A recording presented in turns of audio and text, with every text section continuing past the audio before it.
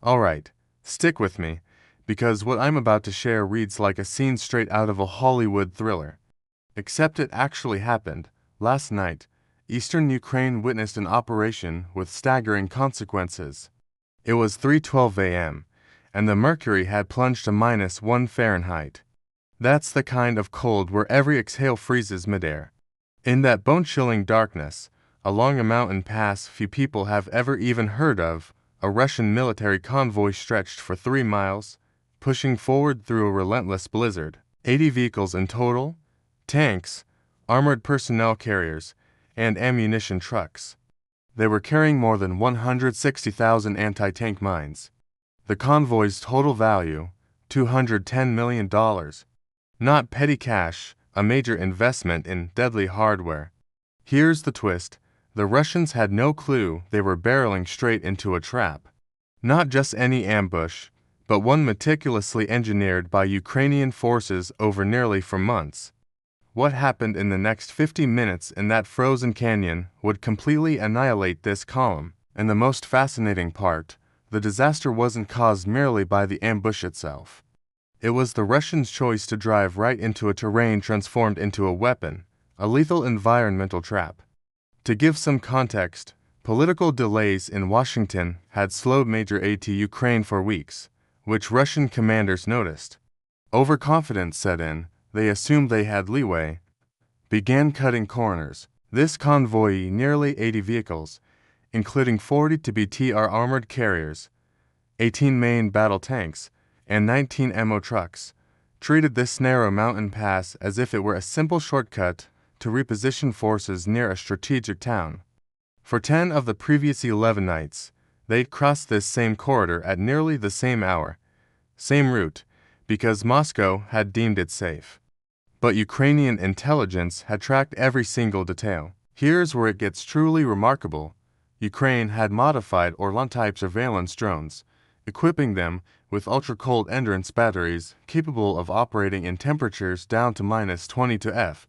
For weeks, these drones monitored the convoy's nightly patterns. But it wasn't just observation, it was analysis. Machine learning systems studied wind speeds, snowdrift patterns, thermal signatures, building a real-time environmental map of the corridor. Nature itself became intelligence. The stakes were enormous. This convoy carried a $10 million weekly delivery of fresh anti-tank mines, enough explosives to shift the tactical balance in a region where Russia had already suffered over 18,000 casualties since May. The question Ukrainian planners asked was simple yet profound. Could they turn terrain, timing, and weather into a weapon to destroy an enemy they couldn't outmatch vehicle for vehicle? At 3:12 a.m., the answer began to unfold. The lead Russian tank passed an invisible trigger point, a small, nondescript spot on the road. Nothing dramatic to the naked eye, but this activated phase one of Ukraine's plan. 20 Ukrainian drones silently rose from concealed ice pockets carved into the canyon walls. These drones weren't armed, they were the opening act. Each carried a compact heating module set to 125 F. In the middle of the blizzard, they released warm air into the night. The storm pulled this heat upward, forming swirling thermal plumes. On Russian radar, 14 miles away, something extraordinary appeared, a phantom convoy. A ghost army, a column of heat moving north through the storm. Meanwhile, the real convoy pressed forward unaware that an illusion had formed above them. Phase 1 worked perfectly, the trap had closed. Now, imagine the scene. Nearly 14 miles away, a Russian radar station detects a massive thermal anomaly, larger than anything previously observed in this corridor. Operators see what looks like a Ukrainian reinforcement column, tanks, armored personnel carriers, even heavy engineering vehicles, advancing through the storm. But it's all an illusion: heat, wind, and physics. At 3:19 a.m., the radar crew urgently reports to their sector commander, triggering a chain reaction. Russian artillery units are ordered to reposition. Entire batteries shift hundreds of yards to face a threat that doesn't exist. Meanwhile, the real convoy crawls through the blizzard. Visibility drops to barely 25 feet. Winds gust to 38 miles per hour, and ice sheets crash from the canyon walls. Perfect conditions for Ukraine.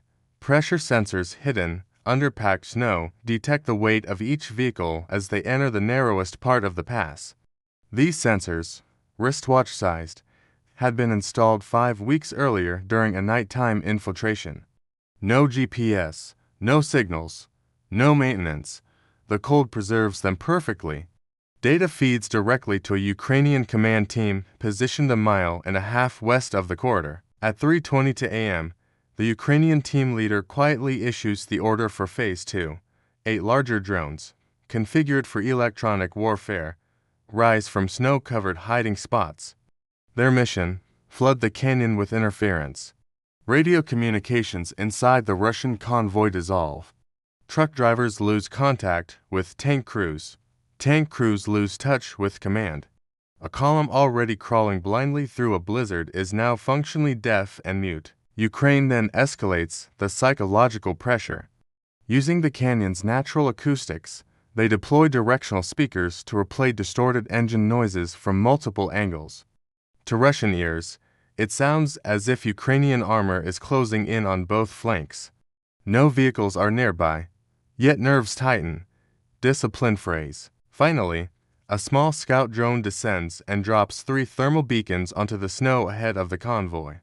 Each mimics a tank engine idling at 145 to Russian sensors. The convoy halts, frozen in place. For nearly 6 minutes, the canyon becomes a claustrophobic trap, every shadow menacing, every sound amplified. At 3:28 a.m., ground sensors confirm the convoy is stretched across the narrowest corridor. Tanks are bunched, trucks fill gaps. 3 APC drivers exit their vehicles to inspect the thermal signatures. From a tactical perspective, this convoy is now one continuous, immobile metal target. Ukraine moves to Phase 3.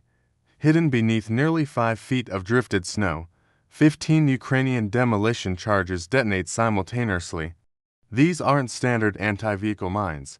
They're directional ice fracture explosives, designed to manipulate the terrain itself rather than destroy vehicles outright. Fired upward, massive slabs of pre-weakened ice break from the canyon walls, each weighing between 6 and 12 tons, crashing down like natural avalanches. The Russians mistake the first impacts for artillery strikes. Panic spreads instantly. 3 vehicles slam their engines forward to try to reverse, and 1 tank skids sideways, jamming the column. Within 30 seconds, the pass is completely blocked at both ends, but Ukraine isn't finished yet. A second layer of charges detonates farther up the slope, triggering a cascade of compacted snow onto the road. It's not enough to bury the vehicles entirely, but it traps them behind a 14-foot wall of frozen debris. The canyon has become a sealed chamber. Russian commanders scramble to reorganize, but radio communications remain jammed. Some crews attempt to exit their vehicles, only to retreat as fresh ice fractures fall overhead. Temperatures sit at -1°F, with wind chills plunging the air to -31°, and visibility drops below 20 feet. Each trapped minute drains fuel, batteries, and morale. Inside the Ukrainian command node, the team leader checks sensor readings and gives the order for Phase 4, bring the hammer. 12 Ukrainian strike drones, positioned more than a mile above the canyon, break through the upper cloud layer. These are no decoys, no jammers. Each carries a 38-pound shaped charge designed to pierce armored roofs weakened by extreme cold. They descend in a staggered pattern, using cliff faces to conceal their approach. Finally, Russian crews sense real danger. One gunner spots movement and fires short, inaccurate bursts into the blizzard. Another tank commander tries to rotate his vehicle, but treads are wedged between fallen ice slabs, engines refusing to start in the freezing air. At 3:36 a.m., the first Ukrainian drone strikes an immobilized tank near the convoy's center. The shaped charge detonates above the turret, punching through armor and igniting ammunition inside. The explosion echoes through the canyon like a cannon blast amplified tenfold. Shrapnel tears into 2 ammunition trucks immediately behind it, triggering secondary detonations. Within 40 seconds, a second wave hits, 3 drones strike lead vehicles, creating a fiery barricade, while 2 more hit the rear. Escape is impossible. The canyon transforms into a blazing furnace beneath a blizzard sky. Fire and snow collide, the cold intensifying the destruction. Fuel lines crack. Hydraulic systems burst. One final drone releases a thermal scatter charge, each pellet burning at 2,500, preventing crews from approaching damaged vehicles. In less than 4 minutes, the convoy's combat capability drops by over 70%. The blizzard conceals the smoke, the canyon traps the flames, and the Russians finally realize they aren't in a battle anymore. They are in an execution zone. By 3:41 a.m., the corridor is effectively a death chamber. Yet, a significant portion of the cargo, those anti-tank mine shipments, remains intact inside armored carriers. Destroying them is critical. Ukraine initiates Phase 5, controlled ignition. Weeks earlier, teams had planned for remote thermal lances deep inside the canyon walls. Each can project a 3,000 plasma burst, capable of melting through heavy armor. At 3:43 a.m., the first lance fires. A jet of molten plasma stabs the side of a carrier carrying mine crates. The armor glows red, sags, and breaches. Inside, chemical fuses warp and rupture. Ukrainian engineers had calibrated temperatures precisely to avoid chain reactions. The mines hiss, pop, and render themselves unusable. Meanwhile, Ukrainian drones shift into a containment pattern, scanning for any surviving crews trying to regroup. Russian soldiers are breaking down. Some attempt to climb the canyon slopes, but the ice is too sharp and treacherous. Others try to dig out vehicles, only to retreat as more snow fractures crash down from above. By 3:46 a.m., secondary flare-ups ripple through the convoy, fuel cells ignite, ammo boxes explode. Over 85% of the convoy's mobility is destroyed. Nearly all mine shipments are compromised. Ukraine isn't just neutralizing vehicles. They're erasing weeks of Russian logistical effort. By 3:52 a.m., the canyon is no longer a battlefield, it has become a sealed tomb. Ukrainian forces move to the final phase, eradication and extraction. At 3:54 a.m., the final drones descend, each carrying 52-pound thermobaric charges specifically designed for enclosed terrain. They position at opposite ends of the convoy. At 3:55 a.m., both detonate simultaneously.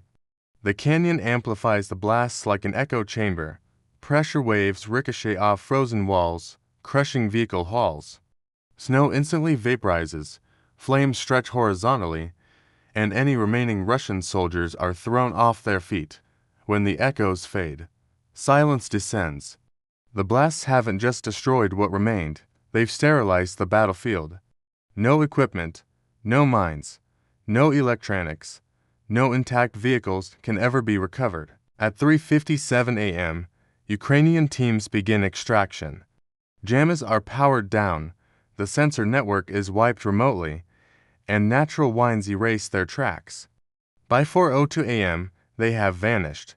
At sunrise, Russian reconnaissance drones finally reach the corridor. The footage reveals a scene analysts describe as a total mechanical extinction. Of the 80 vehicles that entered, fewer than 5 remain recognizable. Every mine shipment is unusable. Fuel, ammunition, and spare parts are obliterated. What was planned as a 4-month Russian reinforcement mission is delayed by 12 to 15 days, and it was executed in under 50 minutes. Ukraine has scored a decisive strategic, logistical, and psychological victory.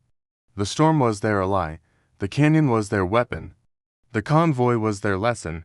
If this story grabbed your attention, hit that subscribe button and leave your thoughts below.